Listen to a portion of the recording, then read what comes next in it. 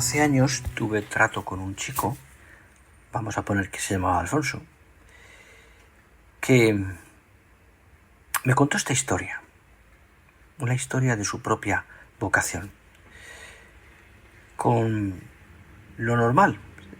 Había hecho la comunión, pero después se había abandonado, se había dejado. Llevaba muchos años sin confesarse, muchos. Y un buen día, casualmente, pasó cerca de una iglesia y no sé por qué. Él me dijo que no tenía idea clara de por qué. Entró. No había ningún acto litúrgico, pero allí, al fondo de la iglesia, en un viejo confesionario, había un buen sacerdote con la luz encendida que estaba rezando. Mi amigo Alfonso se acercó, todavía era un adolescente, y sintió como el deseo de acercarse al sacerdote y confesarse. Y así lo hizo. Fue una confesión, me decía él, larga, meditada, llena de misericordia.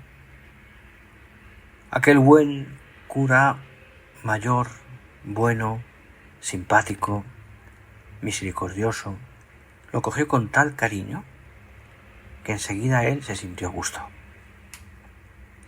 Cuando terminó la confesión, Alfonso me decía, salió tan renovado, con tanta paz en el alma, que sintió como una llamada de Dios que le decía, esto tienes tú que darlo a los demás.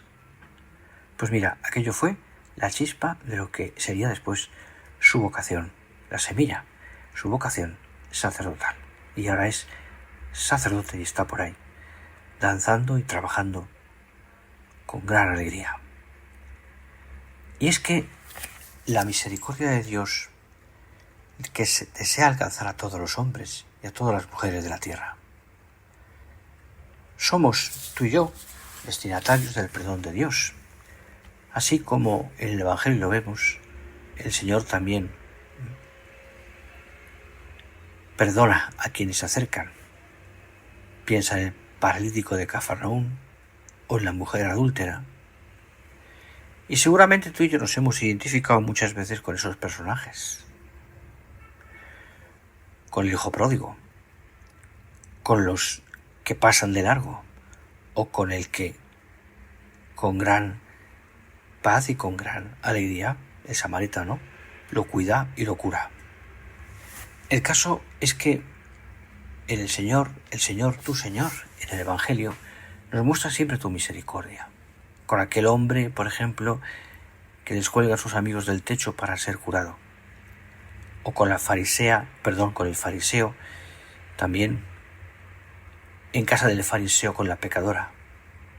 O con aquella, como te decía antes, con aquella mujer sorprendida en adulterio. Tú, Señor, tienes una comprensión y un perdón que superan cualquier expectativa. Ellos se encontraron con aquel a quien el Padre había enviado para reconciliar todos los seres consigo, restableciendo la paz por medio de su sangre derramada en la cruz. Así actúas tú, Señor. El problema es que nosotros nos cansamos y a veces no queremos, o nos abandonamos, o nos cuesta pedir perdón. Por eso la Iglesia nos recomienda frecuentemente la confesión habitual, porque ayuda a formar la conciencia, porque ayuda a luchar contra las malas inclinaciones, porque ayuda también a dejarse curar por Cristo y a progresar en la vida del Espíritu. El Papa decía hace ya años que Dios no se cansa nunca de perdonar, nunca. ¿Y cuál es el problema?, decía el Papa. El problema es que nosotros nos cansamos, no queremos, y a veces nos cuesta pedir perdón, abrir el alma con sencillez, mostrando nuestras faltas, esas faltas que repetidamente cometemos y que el Señor repetidamente siempre nos va a perdonar. Es verdad que nuestros pecados pues seguramente son casi siempre los mismos, pero limpiamos siempre nuestras casas y nuestras habitaciones, al menos una vez por semana, porque la suciedad es siempre la misma. Queremos vivir en un lugar limpio. lo mismo hemos de actuar también en nuestro alma. Queremos también que nuestra alma queremos que nuestra alma esté limpia. Y para eso hay que hacer examen. Si coges la parábola del hijo pródigo, verás que al final de aquella parábola hay una fiesta, porque después de ese largo itinerario de aquel hijo y de recibir el perdón del Señor, el Señor le da la alegría de la fiesta, porque su hijo ha vuelto.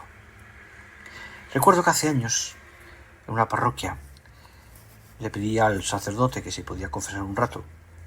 Es más, ya me se hizo habitual el ir ahí un rato a confesar cada semana. Y el confesionario, que había renovado, había puesto una estampa que me sorprendió. Era la imagen de un Cristo crucificado. Un Cristo bonito, precioso, que llevaba lápida. Y tenía una leyenda. La leyenda al principio me sorprendió, pero luego la entendí un poco más. Decía así: yo me gozo, habla Jesús, yo me gozo con tus pecados, porque me das la oportunidad de perdonarte. ¿Cómo Dios puede gozarse con nuestros pecados? Sencillamente porque después del pecado, cuando nos arrepentimos, está siempre el perdón de Dios. Siempre el perdón de Dios. Y este es el camino de la santidad. Comenzar y recomenzar. Acercarse al sacramento de la penitencia. Pedir perdón. Dios siempre está esperando y Dios siempre nos va a perdonar. Es Él quien nos sugiere e impulsa a realizar ese sacramento, a vivir ese sacramento de la confesión de nuestros pecados. Él es el que nos hace experimentar en el sacramento la ternura del Padre, el amor del Hijo y la fuerza del Espíritu Santo, que es mucho más potente que todo pecado. Es Él el que en la cruz nos ha liberado del pecado a través del perdón, de la experiencia de nuestros límites y de un arrepentimiento sincero. El Espíritu Santo nos obtiene una mayor humildad y el dolor de amor que nos hace progresar en la vida cristiana. Que seamos así, que vivamos el sacramento. Señor, tú nos perdonas siempre. Tú, con tu gran corazón, nos acoges con cariño. Tú, Señor, estás deseando que vayamos hacia ti a pedirte perdón.